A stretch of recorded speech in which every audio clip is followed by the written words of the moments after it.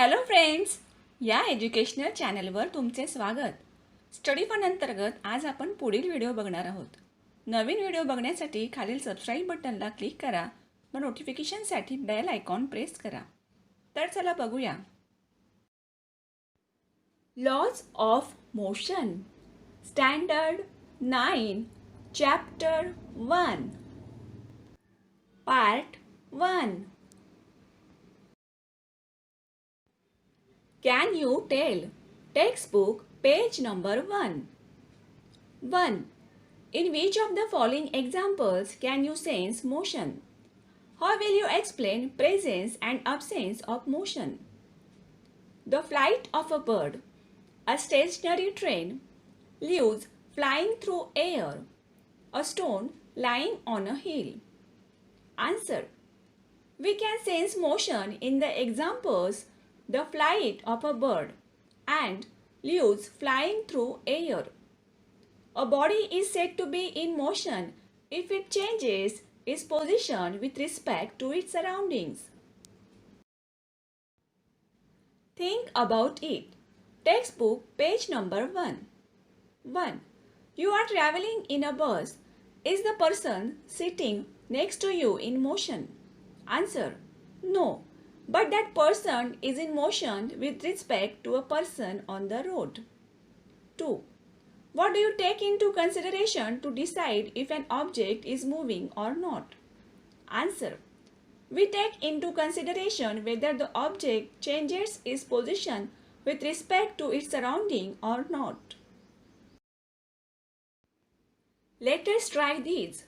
Textbook, page number 1. 1. Measure the distance between points A and B in different ways as shown in figure 1.1a. Answer. Student, how to do it? 2. Now measure the distance along the dotted line. Which distance is correct according to you and why? Answer.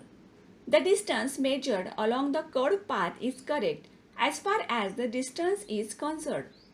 The distance measured along the dotted line gives the magnitude of the displacement of the particle from A to B. But if the motion of a particle is not under consideration, that is, we simply wish to know the separation between A and B, the distance measured along the dotted line from A to B would be the correct one. Think about it. Textbook, page number 1. 1. Sheetal first went to her friend Sangeeta's house on her way to school. See figure 1.1b, previous figure. 2. Prashant went straight from home to school. Both are walking with the same speed. Who will take less time to reach the school and why? Answer. Prashant will take less time to reach the school because distance traveled by Prashant equal to 1300 meter. Distance traveled by Sheetal equal to 1700 meter. Use your brain power. Textbook, page number 2. 1. Every morning Swarali walks around the edge of a circular field having a radius of 100 meter as shown in figure 1.2a. If she starts from the point A and takes one round, how much distance has she walked and what is her displacement? Answer. The distance covered by Swarali in one round equal to circumference of the circle equal to 2 pi r is equal to 2 into 22 upon 7 into 100 meter is equal to 4400 upon 7 meter is equal to 628.6 meter. Therefore, her displacement equal to 0 meter. 2. If a car starting from point P goes to a point Q, see figure 1.2b, and then returns to point P, how much distance has it traveled and what is its displacement? Answer. The distance traveled by the car equal to PQ plus QP equal to 360 meter plus 360 meter equal to 720 meter. Its displacement equal to 0 meter. Can you recall? Textbook page number 2. 1. What are vectors and scalars? Answer. A physical quantity which has magnitude and direction is called a vector quantity. Example, displacement. A physical quantity which has magnitude only is called a scalar quantity. Example, distance. 2. Which of the quantities distance, speed, velocity, time and displacement are scalars and which are vectors? Answer. Scalars quantities distance, speed, time.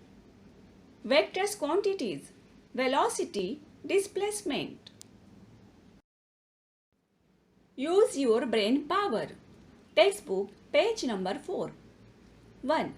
What is the time interval between the notings of a distances made by Omar, Akbar and Anthony? Answer. 30 minutes. 2.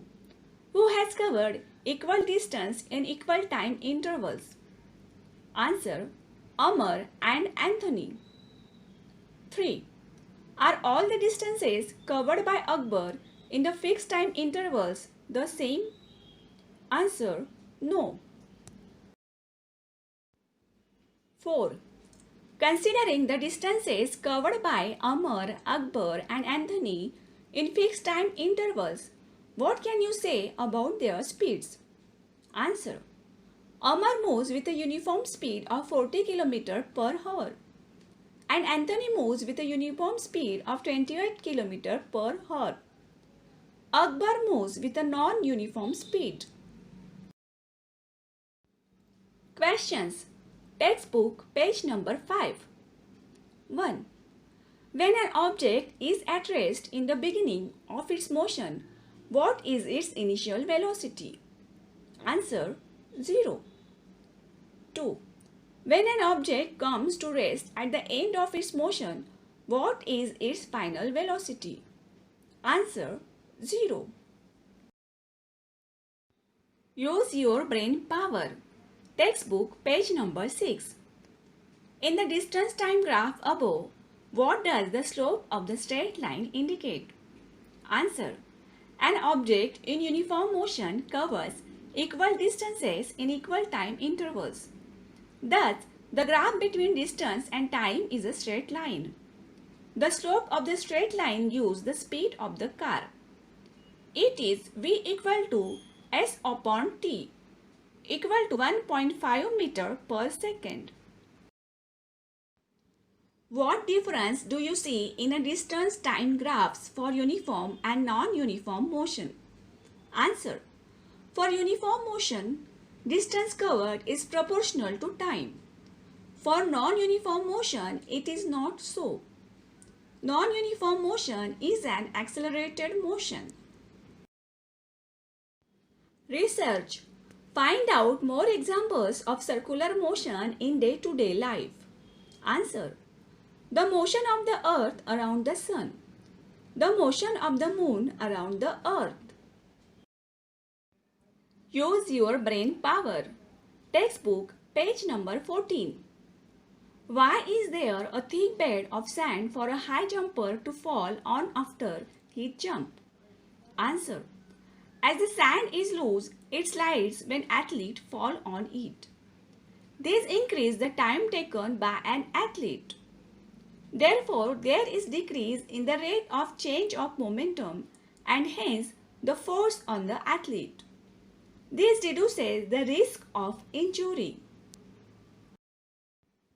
Use your brain power. Textbook page number 14.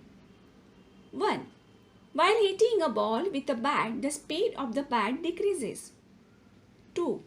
A gun recoils, that is, it moves backwards when a bullet is fired. 3. Mechanisms of firing of a rocket. How will you explain these with the help of Newton's third law of motion? Answer. Ball exerts a force of equal magnitude but opposite in direction on the bat. The gun exerts force on bullet. At the same time, bullet exerts force of equal magnitude but opposite in direction. As the fuel in the rocket is ignited, it exerts tremendous force in the downward direction. At the same time, the escaping gases exert an equal and opposite force of reaction on the rocket in upward direction. These all examples are based on Newton's third law.